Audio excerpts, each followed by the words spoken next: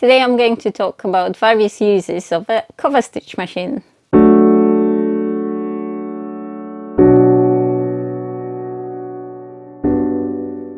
Good morning, beautiful people. Today I'm going to talk about my favorite subject, about cover stitch machines, or, well, specifically I'm going to talk about what a cover stitch machine can be used for, what I use them for. I'm sure that there are plenty more ideas, but I'm going to give you some to start with, because I get a lot of questions about my cover stitch machines, and the most common question is, do I need one? And I always want to say, if you need to ask whether you need one, you probably don't. The thing is that they're not the cheapest machines, and they are particularly for, well, hemming knits, not just for hemming knits, but that's what you are probably going to use them 90% of time for. So if you think that you are not going to use them, if you are not really into your machines, if you don't like playing with machines, if you don't want to change from one machine to the other, well, think about whether you want to spend the money and buy another machine. So if you only want to buy a cover stitch machine because you think they're fashionable and you hardly ever hem knits, and that's the only thing you can think about for a cover stitch machine, don't buy it, because it's probably going to spend a lot of time in a box. And I believe that machines need to be loved, that machines need to be used, cared for, that they need to be, well, sometimes sworn at, but they need to exist with a purpose. Like us, like humans. So if you buy a cover stitch machine, do your research first, and hopefully this video is going to help you decide whether you need one, and most importantly, whether you want one. Let's make it clear. A cover stitch machine is not just for hemming knits. A cover stitch machine is a machine for covering seams, for creating seams that are covering 2 layers of fabric. It's got one looper and usually 3 needles. So you can use 1, 2 or 3 needles, but it only has one looper. It's not difficult to thread, it's not as complex as the overlock machine. It doesn't cut the fabric, so it's different. And seams created with a cover stitch machine can't really be construction seams unless you don't mind the seam allowance being pretty thick and covered with a lot of thread, but I wouldn't recommend it. You can use the chain stitch, so 1 needle, for constructing your garment, but it's not the strongest stitch in the world. It is stretchy, so it could be used for that, but it's not the strongest stitch in the world. So I would overlock something and then create the decorative stitch or flatten the seams. It is basically a mock flat lock. I don't think many people can afford or have space for a proper flat lock machine. A cover stitch machine is a great alternative because it looks very much like a flat lock. It's just that you put the seam under and you cover stitch over it. Domestic cover stitches are getting better, so they are less fiddly. I would still recommend buying a separate cover stitch machine rather than an overlocker and a cover stitch machine combo. I have a combo that's the Ovation, Baby Lock Ovation, and it's a brilliant machine, but I would still need, and I still need, a separate cover stitch because it's just easier. I don't think any of us, or I don't know many people who have the patience to rethread everything. Baby Lock Ovation is a self-threading machine, and still I don't think I would want to stop mid-project and change from the overlocker to the cover stitch. I just don't have the patience. So I would definitely recommend buying a dedicated cover stitch machine and try before you buy. Nobody can tell you what you are going to like or dislike in a cover stitch machine. Obviously, every brand has warriors who are going to say that this is the best machine in the world. And they are right. Everybody is right. If you love your machine, this is the best machine in the world.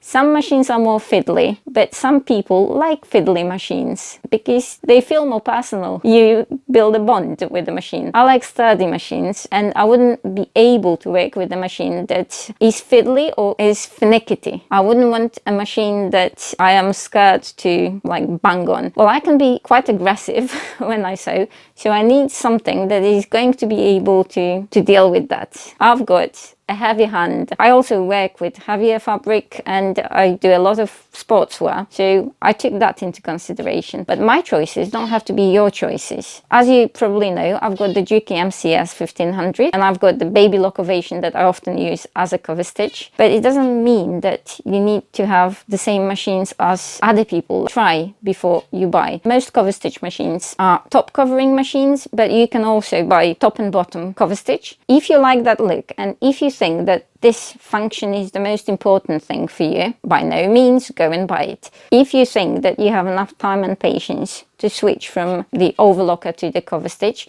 you might consider buying a combo. Most cover stitch machines now have 1, 2 or 3 needles, so the possibility of using 1 needle, 2 needles or 3 needles. 1 needle will be for a chain stitch.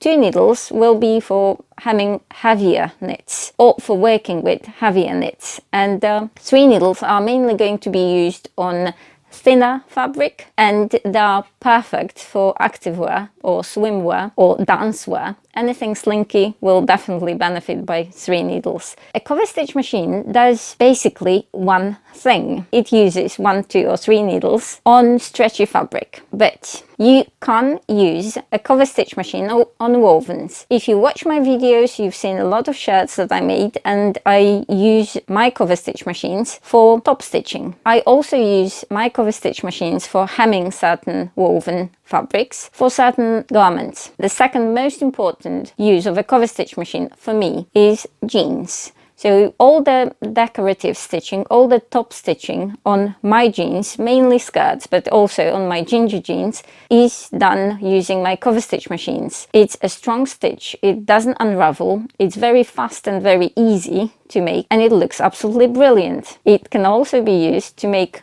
belt loops and straps. All the straps for your tops can be done using a cover stitch machine. Another extremely popular use for a cover stitch machine is activewear. It's absolutely brilliant for making leggings or clothes for the gym. I make a lot of activewear, so I use my cover stitch machine a lot for activewear. The stitch resembles a flat lock. It's extremely strong. It doesn't pop because it's meant for knit fabric as such. It's durable and it looks professional. You can add pockets and panels and create pin tucks. You can make quilt-like bits in your activewear. A cover stitch machine can also be used for underwear. It's very easy to attach lace or any kind of trims to your underwear, and again, because it's mainly designed to work with knits, it works for underwear. I use my cover stitch machine to color block. So I create various panels and I top stitch all the seams down using my cover stitch. It looks really interesting in my opinion, and it creates this designer effect. It also has a decorative function.